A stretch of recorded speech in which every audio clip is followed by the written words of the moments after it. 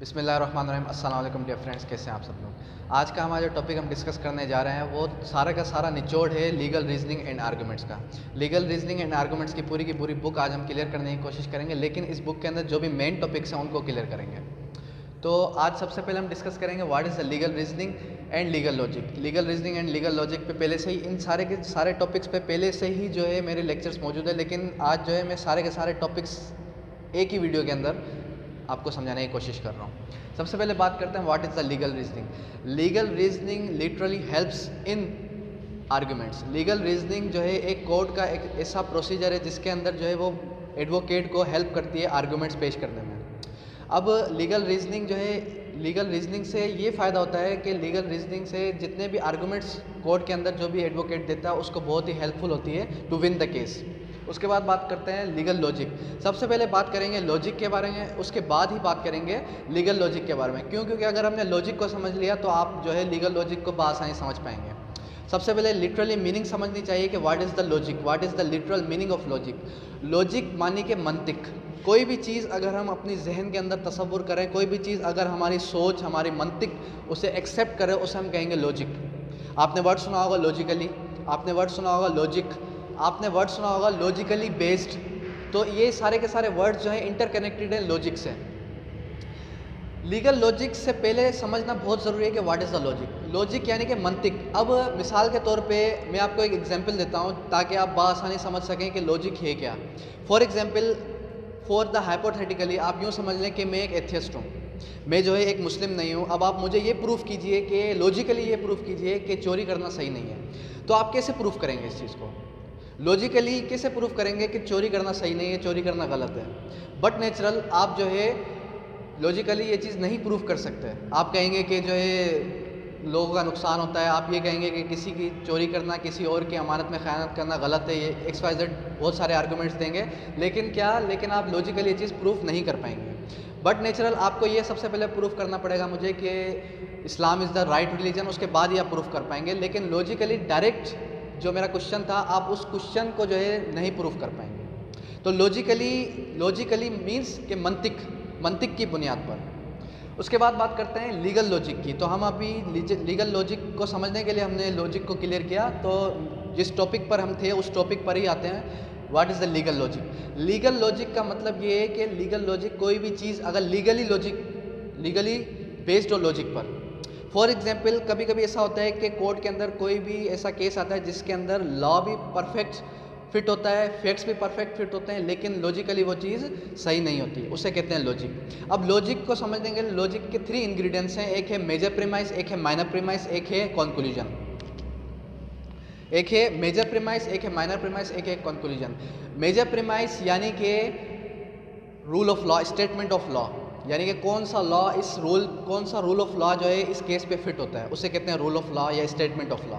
उसके बाद है माइनर प्रीमाइस यानी कि फैक्ट्स, जो भी फैक्ट्स होते हैं, ग्राउंड्स होते हैं या फैक्ट्स होते हैं उस किसी भी केस के, उसे कहते हैं माइनर प्रीमाइस। और इन दोनों का मेजर और माइनर प्रीमाइस का जो कंक्लूजन होगा, जो इन दोनों से मिलकर कंक्लूजन निकलेगा, उसे हम कहेंगे कंक्लूजन। अब मैं आपको लीगल लॉजिक की 3 इंग्रेडिएंट्स के एक एग्जांपल दूंगा ताकि आप मेजर प्रीमाइस, माइनर प्रीमाइस और कंक्लूजन को बआसानी समझ सकें। सबसे पहले बात करते हैं एक एग्जांपल की कि all human beings are mortal. All human beings are mortal यानी कि सारे के सारे इंसान फ़ानी हैं, सारे के सारे इंसान फ़ानी है। तो अब इसके अंदर कंक्लूजन ये है कि नईम इज़ मोर्टल। अब ये एग्जांपल इस बुक के अंदर दी गई है, डिफाइन की गई है ताकि लॉजिकली ताकि आप जो है इसको समझ सकें कि for example all human beings are mortal, human being is mortal, इंसान फ़ानी है, ठीक है। अब नीचे आता है कि नईम, व्हाट इज़ नईम, ठीक है। अब फैक्ट क्या है कि नईम क्या है, तो उसके अंदर कंक्लूजन में अगर कंक्लूजन के बेसिस पर हम देखेंगे तो कंक्लूजन ये निकलेगा कि नईम इज़ आल्सो मोर्टल, यानी कि नईम भी फ़ानी है। क्यों? क्योंकि नईम भी एक ह्यूमन बींग है। एक और एग्जाम्पल देते हैं। एक कॉलेज है इंडस लॉ कॉलेज के अंदर एक जो ये रूल है कि भाई यहाँ पर स्मोकिंग करना अलाउ नहीं है, तो smoking is not allowed in Indus law college. So first party, if someone smoke, fact क्या है कि किसी ने स्मोक किया, किसी ने स्मोक किया।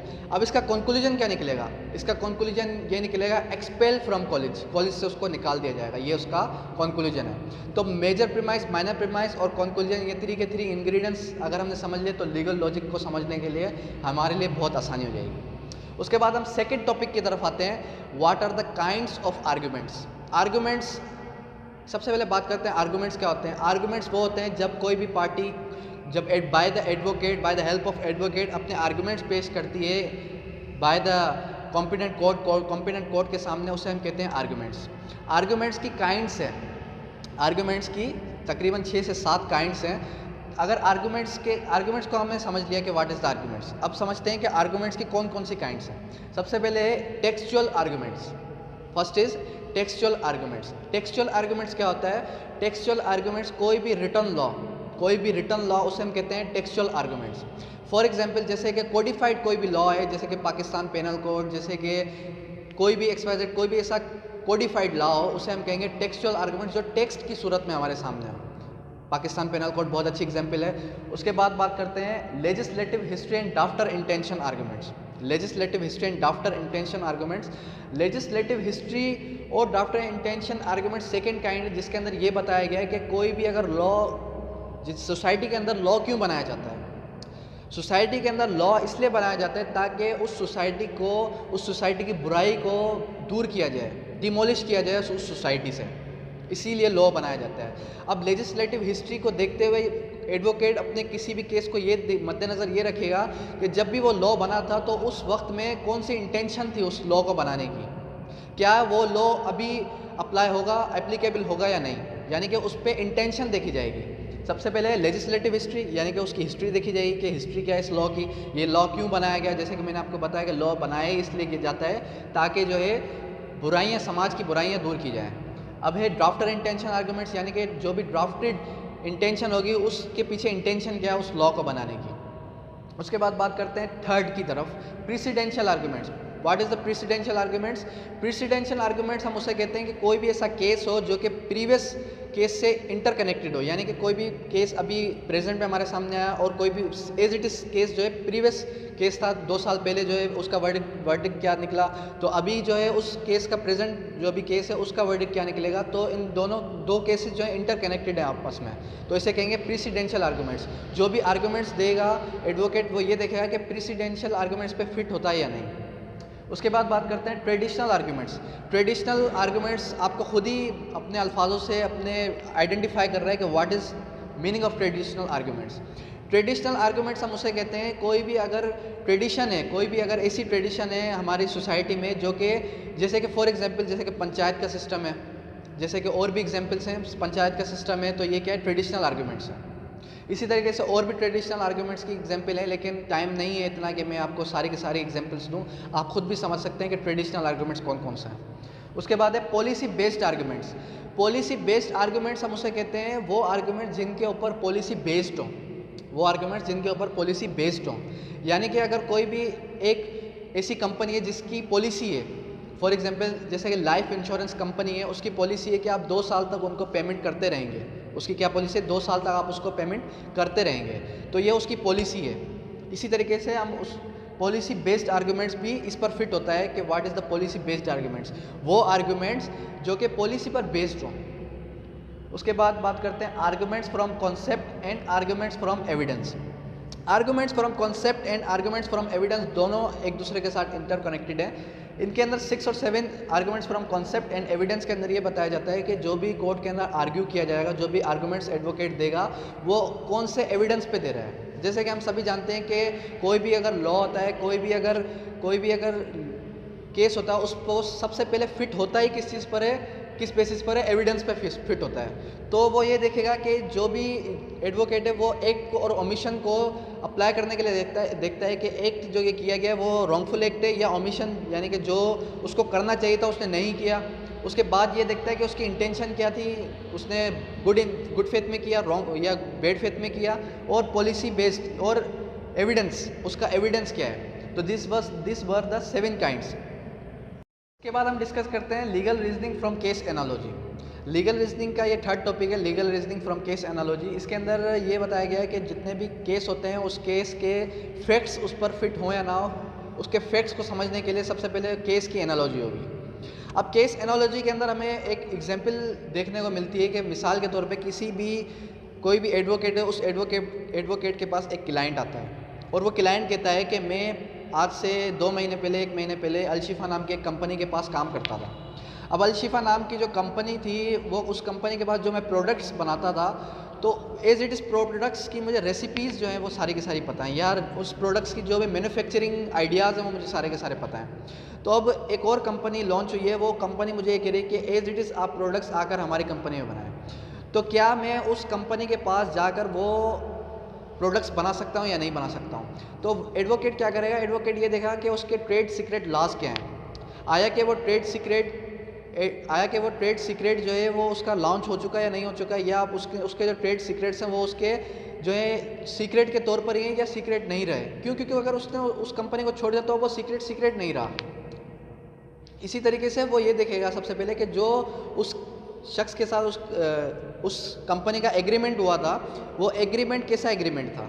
आया कि वो एग्रीमेंट जो है वो एग्रीमेंट ऐसा था कि आप किसी और कंपनी में जाकर काम करें तो हमारे प्रोडक्ट्स आप लीक नहीं कर सकते, हमारे प्रोडक्ट्स की जितनी भी मैन्युफैक्चरिंग आइडियाज़ है वो आप लीक नहीं कर सकते। तो वो जो है उसकी क्या करेगा, उसकी जो एग्रीमेंट को देखेगा। तो ये एक legal reasoning from case analogy. Alshifa नाम की कंपनी थी, अलशिफा नाम की कंपनी अलशिफा नाम की कंपनी जो है वो उसके साथ कैसा एग्रीमेंट किया उन्होंने, तो वो एग्रीमेंट को पढ़ेगा। एग्रीमेंट को पढ़ने के बाद ये पता चलेगा कि उसके साथ किस किस्म का एग्रीमेंट किया, क्या वो उसको फ्री विल है। अब वो फ्री विल होने के बाद वो कहीं भी जाकर किसी भी कंपनी में जाकर प्रोडक्ट्स बना सकता है या नहीं बना सकता, तो वो एग्रीमेंट को एडवोकेट देखेगा। उसके बाद डिसीजन लिया जाएगा कि वो आप जो है किसी और कंपनी में काम कर सकते हैं या नहीं कर सकते हैं। ट्रेड सीक्रेट से इंटरकनेक्टेड है। ट्रेड सीक्रेट का मतलब ये होता है कि कोई भी शख्स अगर कोई कंपनी देता है तो वो कंपनी क्या करती है, वो कंपनी अपने सीक्रेट्स रखती है वो किसी भी ट्रेड्स को, यानी कि अगर कोई भी चीज़ वो मैन्युफैक्चर करती है वो एज अ सीक्रेट होता है कि उसकी रेसिपी सिर्फ उन्हीं शख्स को मालूम होती है जो उधर काम करते हैं या उनके जो ओनर होते हैं उन्हीं को मालूम होती है। अगर वो उनके एम्प्लॉयज़ को पता चल जाए तो वो जाहिर सी बात है वो जो है वो लीक कर सकते हैं। तो इसी तरीके से हम जानते हैं कि हैदराबाद के अंदर बम्बई बेकरी है, उसकी जो बम्बई बेकरी का जो केक है वो बहुत ही फेमस है। उसकी रेसिपी जो है वो सिर्फ उसके ओनर को ही मालूम है और किसी को भी नहीं मालूम। तो ये ट्रेड सीक्रेट लीक नहीं हो सकता। लेकिन यहाँ पर क्या है, यहाँ पर ट्रेड सीक्रेट लीक होने जा रहा है। अब यहाँ पर लीक होने का खदशा है, वो अब एग्रीमेंट के बाद ही पता चलेगा कि क्या ये लीक हो सकता है या नहीं हो सकता। तो ये हो गया legal reasoning from case analogy. करते हैं डायलॉग एंड मीडिएशन सिस्टम। सबसे पहले बात करते हैं डायलॉग कि व्हाट इज़ द डायलॉग। एक होता है मोनोलॉग। मोनोलॉग क्या होता है कि कोई भी अगर एक शख्स बात कर रहा है उसे कहते हैं मोनोलॉग। डायलॉग दो लोगों के दरमियान, अगर दो लोगों के दरमियान कोई भी बातचीत हो रही है उसे कहते हैं डायलॉग। उसके बाद है मीडिएशन सिस्टम। मीडिएशन सिस्टम क्या है कि एक मीडिएशन सिस्टम एक ऐसा सिस्टम है जो आउट ऑफ द कोर्ट अगर कोई भी डिस्प्यूट रिजॉल्व होता है, कोई भी अगर डिस्प्यूट है दो पार्टीज़ के दरमियान, अगर कोई भी मसला है तो वो मसला अगर हल कराने का जो प्रोसीजर है आउट ऑफ द कोर्ट उसे हम कहते हैं मीडिएशन सिस्टम। सालसी अदालत भी कह सकते हैं हम। तो उर्दू में जो लिटरल मीनिंग है मीडिएशन सिस्टम की उसे कहते हैं सालसी अदालत। तो फर्स्ट इसके जो है की पॉइंट्स हैं कुछ जो मैंने नोट डाउन किए हैं, तकरीबन 4 से 5 की पॉइंट्स हैं। एक पॉइंट तो ये है कि जो सालसी अदालत सिस्टम है वो जितने भी विलेजेस हैं उन विलेजेस में ये होता है, जैसे पंचायत सिस्टम है उसे कहते हैं mediation system. It is conducted between opposite parties. दो पार्टीज़ के दरमियान कोई भी डिस्प्यूट होता है, उस डिस्प्यूट को रिजॉल्व करने के लिए, उस मसले को हल करने के लिए मीडिएशन सिस्टम जो है मीडिएशन सिस्टम होता है। उसके बाद है सेकंड है it acts as referee to ensure that the proper procedure is followed. ये एक ऐसा प्रोसीजर है, दो पार्टीज़ के दरमियान एक ऐसी पार्टी बैठती है, वो एक्ट करती है एज अ रेफरी, वो एक्ट करती है as a referee to ensure their conclusion, ताकि वो अपने प्रोसीजर को फॉलो करें और वो एक नतीजे पर निकल सकें। अब रेफरी क्या है, मिसाल के तौर पे मैं आपको एक एग्जांपल देता हूँ कि दो टीम्स हैं, 11-11 बंदों की दो टीम्स हैं क्रिकेट के मैदान में। अब एक है पाकिस्तान की, एक है इंडिया की। अब ये दोनों टीम के बीच में एक जो रेफरी है, वो रेफरी का काम क्या होता है कि वो रेफरी उनको बताता है कि आपको किस तरीके से कौन कौन से रूल्स को फॉलो करना है, कौन कौन से लॉज को फॉलो करना है, कौन कौन से रेगुलेशन रूल्स को फॉलो करना है इस गेम को प्ले करने के लिए। तो रेफरी जो होता है वो रेफरी एक थर्ड पार्टी होती है। तो इसी मीडिएशन सिस्टम में भी जो मीडिएटर्स होते हैं वो एक्ट करते हैं एज अ रेफरी। उसके बाद है it is the system both parties are given the chance. ये एक ऐसा सिस्टम है जिसके अंदर दोनों पार्टीज़ को चांस दिया जाता है, दोनों पार्टीज़ को चांस दिया जाता है बोलने का, अपने आर्गूमेंट्स पेश करने का, ताकि वो अपनी अपनी बात को सामने रखें और एक नतीजे पर पहुँचें ताकि उस मसले का हल निकल सके। उसके बाद it is system fact and arguments are recorded. अभी एक ऐसा सिस्टम है जिसके अंदर फैक्ट्स और आर्गूमेंट्स रिकॉर्डेड होते हैं, specially those point which are related to dispute, specially उन पॉइंट्स पर जो कि डिस्प्यूट के साथ रिलेटेड हों। तो ये था dialogue and mediation system. Precedent जो है वो एक कोड का एक लॉ है या कोड का एक रूल है जिसके अंदर कॉम्पिटेंट कोड क्या करती है कि कॉम्पिटेंट कोड प्रीवियस डिसीजन को देखते हुए, मद्देनज़र रखते हुए, जो अपकमिंग केस है या जो भी प्रेजेंट केस है उसमें वर्डिक्ट देती है।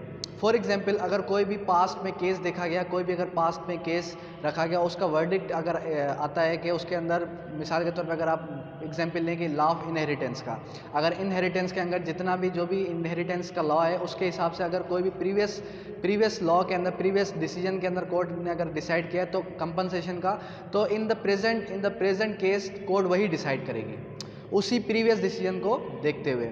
यानी कि प्रेसिडेंट हम इसे ऐसे एक्सप्लेन कर सकते हैं कि अगर कोई भी केस पिछले लॉ से, पिछले केस से रिलेटेड हो या इंटरकनेक्टेड हो तो उसका डिसीजन भी सेम होगा, उसे कहते हैं प्रेसिडेंट। और एनालॉजी के ऊपर मैंने जो है एक टॉपिक भी छोड़ा है, what is the analogy in the case analogy legal reasoning, वो आप देख सकते हैं। लेकिन उसके अलावा अगर बात की जाए एनालॉजी की, तो एनालॉजी केस एनालॉजी होती है, केस को एनालाइज किया जाता है कि what is the case and what is the analysis between the case, behind the case. अगर कोई भी ऐसा केस आता है कि उसके बिहाइंड ये देखा जाए कि इस केस की एनालॉजी क्या होगी, इस केस के फैक्ट्स क्या हैं, तो उसे आप कहेंगे एनालॉजी।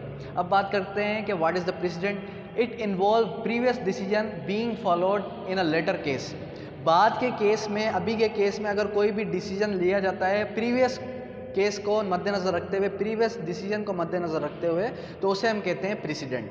अब बात करते हैं कि व्हाट आर द इंग्रेडिएंट्स के प्रेसिडेंट के कौन कौन से इंग्रेडिएंट्स हैं, यानी कि प्रेसिडेंट को समझने के लिए हमें कौन कौन से इंग्रेडिएंट्स को समझना पड़ेगा। तो अगर प्रेसिडेंट को अगर हम समझें तो आप जो है 3 इंग्रेडिएंट्स हैं, ए बी एंड सी। अगर ये तीनों के तीनों अगर आपने समझ लिया तो प्रेसिडेंट की डेफिनेशन लिखना बहुत ही आसान है। प्रेसिडेंट की डेफिनेशन आप जो है पेपर के अंदर लिख सकते हैं बहुत ही ईजीली।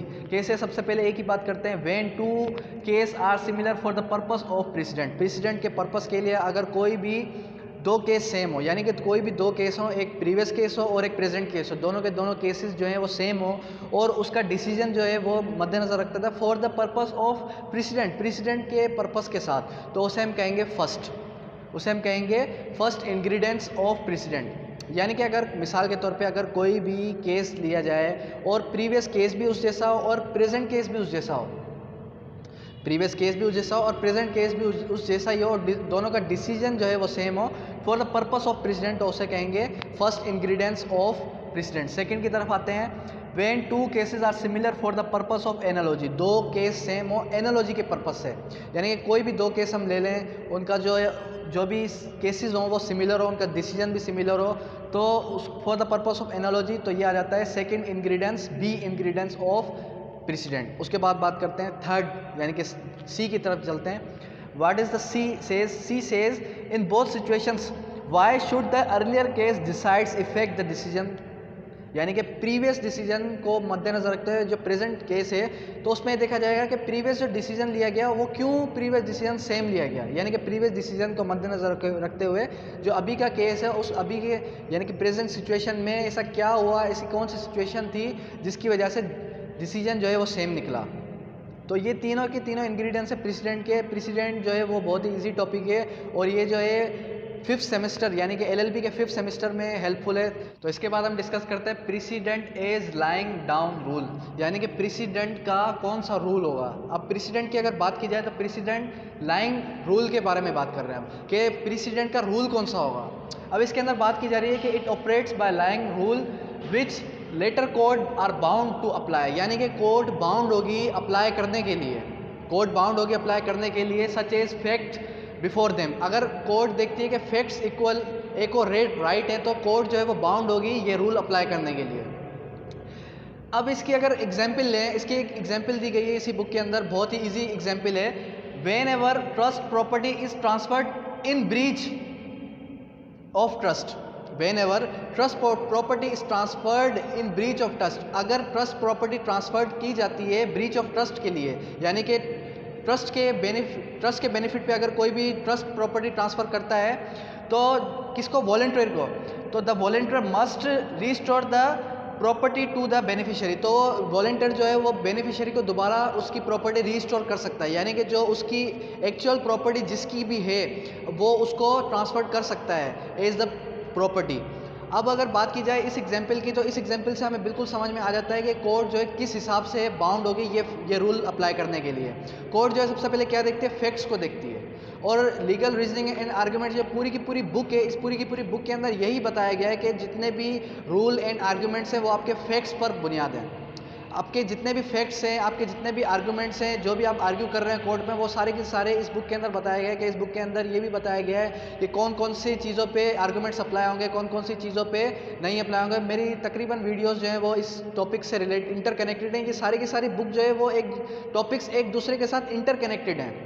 हो सकता है आपको ऐसा लगे कि मैं जो है सेम चीज़ बता रहा हूँ, लेकिन मैं सेम चीज़ नहीं बता रहा। क्यों? क्योंकि जितनी भी चीज़ें इस बुक के अंदर समझाई गई हैं वो सारी की सारी एक दूसरे के साथ इंटरकनेक्टेड हैं। क्योंकि ये जो टॉपिक है, ये जो बुक है, ये स्पेसिफिकली सिर्फ और सिर्फ कोर्ट के अंदर कोर्ट की ज्यूरिसडिक्शन में जो भी आर्गूमेंट्स होते हैं उसके बेसिस पर है। So this was my lecture regarding precedent and analogy. Thank you, that's all. Topic है the techniques of legal reasoning and arguments. Legal reasoning and arguments में कौन कौन सी टेक्निक्स यूज़ होती हैं। जैसे कि हम सभी जानते हैं कि जो जितने भी लॉयर्स हैं वो बहुत ही शार्प माइंडेड होते हैं और उनके पास एक यूनिक टेक्निक होती है किसी भी मैटर को रिजॉल्व करने के लिए। यानी कि कोई भी अगर मैटर उनके सामने आता है तो वो उस अपने टेक्निक से क्या करते हैं, उस मैटर को, डिस्प्यूट को या मैटर को बहुत अच्छे तरीके से रिजॉल्व कर देते हैं, उस मसले को बहुत जल्दी तरीके से हल कर देते हैं। तो उनके पास एक नई टेक्निक होती है। इस टेक्निक को समझने के लिए हमें समझना पड़ेगा डेसिसीज के बारे में। तो टेक्निक हमें लेके जाती है किसकी तरफ, डेसिसीज की तरफ। एक है स्टेट डेसिसीज। स्टेट डेसिसीज क्या है? स्टेट डेसिसीज जो वर्ड है ये ना लैटिन टर्म से रिलेटेड है। स्टेट डेसिसीज लैटिन टर्म का वर्ड है जिसकी मीनिंग है to stand by decided matter, यानी कि डिसाइडेड मैटर के लिए खड़ा होना। कोई भी अगर डिसाइडेड मैटर है उसके अगेंस्ट या उसकी तरफ से खड़ा होना है। Decided matter, to stand by decided matter. उसके बाद है stare decisis et non quieta movere. ये भी लैटिन टर्म है किसके, डेसिसीज का। ये एक स्टेट डेसिसीज को समझने के लिए एक और लाइन है जिसको अगर हमने समझ ली, ट्रांसलेट कर लिया, तो हम स्टेट डेसिसीज को बआसानी समझ जाएंगे। Stare decisis et non quieta movere means to stand by decisions and not to disturb settle matter, यानी कि किसी भी मसले की तरफ खड़ा होना, किसी भी मसले की तरफ, डिस्प्यूट की तरफ स्टैंड बाय करना और किसी भी सेटल्ड मैटर के अगेंस्ट ना जाना, किसी भी सेटल्ड मैटर को जो है डिस्टर्ब ना करना। अगर कोई भी सेटल्ड मैटर जो है डिस्टर्ब नहीं होता तो उसे हम क्या कहते हैं, डेसिसीज। डेसिसीज की जो वर्ड जो डेसिसीज है उसकी जो मीनिंग है वो है डिसीजन। अब डेसिसीज जो वर्ड है, ये वर्ड कहाँ से निकला है? ये वर्ड निकला है लैटिन टर्म से। तो स्टेट डेसिसीज का एक टर्म है जिसकी मीनिंग भी मैंने ट्रांसलेट करके आपको बता दी है कि व्हाट इज़ द स्टेट डेसिसीज, और स्टेट डेसिसीज की जो लिटरल मीनिंग थी वो भी क्लियर हो गई आज। तो टेक्निक्स के बारे में हम बात कर रहे थे कि व्हाट आर टेक्निक्स। तो एडवोकेट जो है वो बहुत शार्प माइंडेड होते हैं। वो अपनी यूनिक टेक्निक से क्या करते हैं, किसी भी मसले को, चाहे वो किसी भी किस्म का मसला हो, उस मसले को बआसानी रिजॉल्व कर देते हैं। तो ये हो गया techniques of legal reasoning and argument. अच्छा, एक और काइंड है फेलेसीज। अब फेलेसीज के अंदर कोई भी ऐसी चीज़ जो अपने नज़र से, अपने चेहरे से वो अगर सही साबित हो और अगर हम उसकी तहकीक करें वो चीज़ हमें सही नज़र ना आए, उसे हम कहेंगे फेलेसीज। मिसाल के तौर पे अगर कोई भी केस हमारे सामने आता है, किसी भी एडवोकेट के सामने आता है और वो एडवोकेट ये समझता है कि दिखने में तो ये बिल्कुल सही है, लेकिन जब उसकी तहकीक करता है तब पता चलता है उसको कि ये इसके अंदर कौन कौन से मिस्टेक्स हैं, कौन कौन से एरर्स हैं। तो एरर्स के लिटरली मीनिंग हम फेलेसीज भी कह सकते हैं। लीगल रीजनिंग एंड आर्गूमेंट्स का बहुत ही ईजी टॉपिक है ये फेलेसी या fallacies. The thing by it face is correct but when we examine it is not correct. यानी कि अगर कोई भी चीज़ जब अपने चेहरे से, अपने फेस से वो हमें बिल्कुल सही दिखाई दे, लेकिन अगर हम उसकी एग्जामिनेशन करें, अगर हम उसकी एग्जामाइन करें तो वो चीज़ सही साबित ना हो, उसे हम कहते हैं fallacies. In this era 21st century के अंदर बहुत सारी फेलेसीज हैं। फेलेसीज की कई काइंड्स हैं, तकरीबन मोर देन 100 काइंड्स हैं फेलेसीज की। तो फेलेसीज़ की तमाम काइंड्स जो है वो हमारे काम की नहीं है, हमारे काम की कुछ ही काइंड्स हैं जो कि एडवोकेसी में काम आती है। एडवोकेट को एडवोकेसी में काम आती है, वो आती है कॉमन फेलेसीज़। अब आज के 21st सेंचुरी के अंदर बहुत सारी फेलेसीज़ हैं, तो उन फेलेसीज़ की डिटेल में हमें जाने की ज़रूरत नहीं है। हम सिर्फ उन्हीं फेलेसीज़ को डिस्कस करेंगे जो एडवोकेसी में काम आती है। और मेन जो फेलेसी है वो है कॉमन फेलेसीज़। कॉमन फेलेसीज़ के अंदर है which occur when you are argue in the court और वाइल ड्राफ्टिंग। जब हम कोर्ट के अंदर आर्ग्यू करते हैं तब हमारे काम आए, या फिर हमारी ड्राफ्टिंग में काम आए। अगर कोई भी एडवोकेट है, उस एडवोकेट की ड्राफ्टिंग में कोई आर्गूमेंट में कोई अगर फेलेसी काम है, उसे कहते हैं कॉमन फेलेसीज़। या फिर अगर कोई भी रिटन स्टेटमेंट में ड्राफ्टिंग में काम आए या फिर आर्गूमेंट में काम आए, इन दोनों चीज़ों में अगर कोई फेलेसी काम आती है उसे हम कहते हैं कॉमन फेलेसीज़। अब कॉमन फेलेसीज़ को समझने के लिए मैं आपको एक एग्जांपल दूंगा ताकि आप उस एग्जांपल के साथ साथ बहुत इजी तरीके से समझ सकें उसको कि व्हाट इज़ फेलेसी। अब मिसाल के तौर पे अगर कोई दो पार्टीज़ होती हैं, दो पार्टीज़ हैं ए और बी। ए और बी पार्टी के दरमियान क्या होता है, ए और बी पार्टी के दरमियान एक कॉन्ट्रैक्ट होता है। उस कॉन्ट्रैक्ट में ये होता है कि ए जो है वो प्रॉमिस करता है बी को कि मैं आपसे एक कार ले रहा हूँ जिसकी प्राइस है, मार्केट प्राइस है 1 लाख रुपीज़, तो मैं आपको विदिन 1 वीक जो है 1 लाख रुपीज़ पे कर दूंगा। अब ए जो है बी पार्टी को पे नहीं कर पाता है, या ए जो है बी पार्टी को पे नहीं करता उस कार की पेमेंट, तो बी क्या करती है, बी पार्टी क्या करती है, बी पार्टी जो है वो चली जाती है कॉम्पिटेंट कोर्ट की तरफ उसका केस दाखिल करने के लिए for the purpose of recovery के लिए। अब बी पार्टी जाती है कोर्ट में, क्रिमिनल कोर्ट में।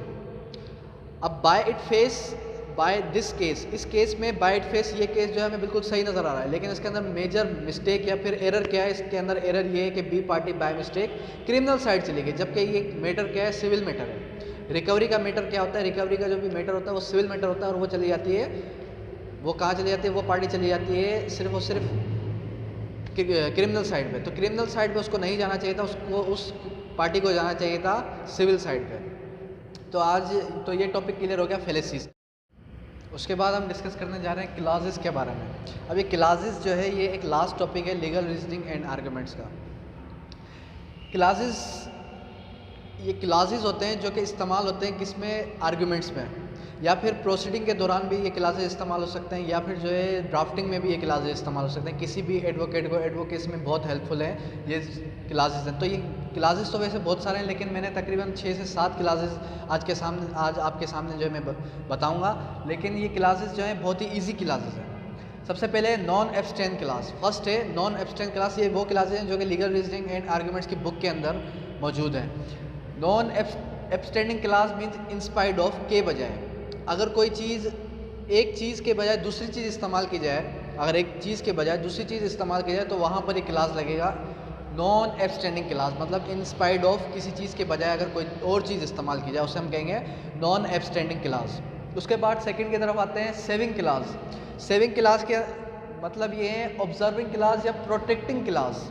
ये वो क्लास है, ये क्लास तब यूज़ होता है जब कोई भी चीज़ या कोई भी शख्स किसी को प्रोटेक्ट कर रहा हो, या फिर प्रोटेक्शन के लिए अगर कहीं भी वर्ड प्रोटेक्ट यूज़ हो रहा हो तो वहाँ पर ये प्रोटेक्टिंग क्लास यूज़ हो सकता है, सेविंग क्लास।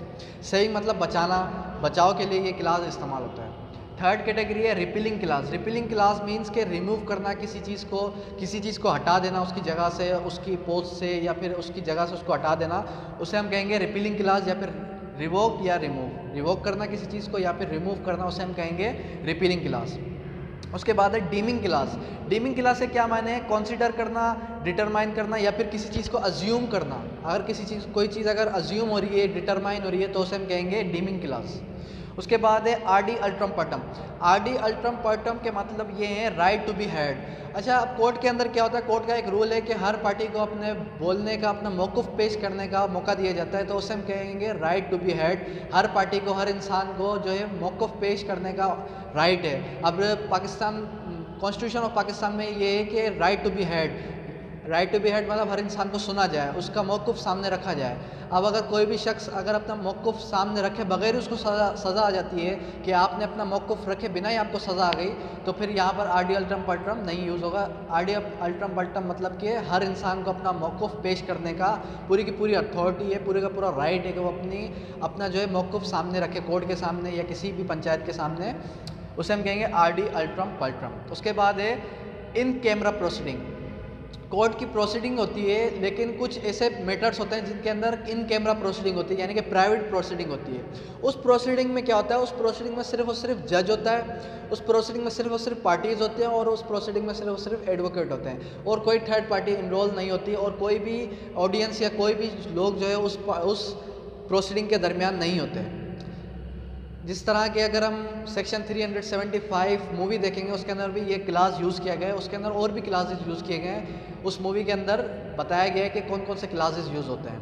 अब इन कैमरा प्रोसीडिंग मतलब कि प्राइवेट प्रोसीडिंग, अगर कोई जिना का केस है या फिर कोई प्राइवेट मैटर है तो वो होगी इन कैमरा प्रोसीडिंग। उसके बाद है ultra vires, beyond the legal powers, beyond the law, beyond the power, legal power होने के बावजूद भी अगर कोई शख्स जुर्म करे, लीगल पावर होने के बावजूद भी अगर कोई शख्स उसका नाजायज़ फ़ायदा, गलत फ़ायदा उठाए तो उसे हम कहेंगे ultra vires. So this was my lecture regarding legal reasoning and arguments. आज का हमारा जो लेक्चर था वह पूरा लीगल रीजनिंग एंड आर्ग्यूमेंट्स पे बेस्ड था, तो होपफुली आप सबको पसंद आ गया होगा। Thank you, that's all.